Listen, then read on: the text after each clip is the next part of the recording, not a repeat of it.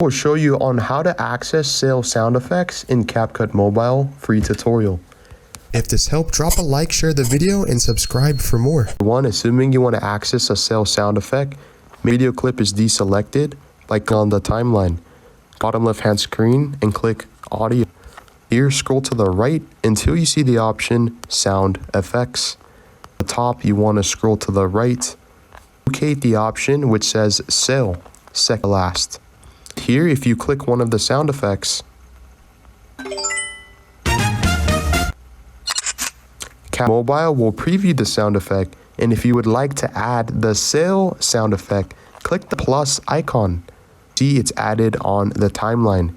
If you add multiple, go back to sound effects, hit sale, and click the plus icon according to your wish and your desire.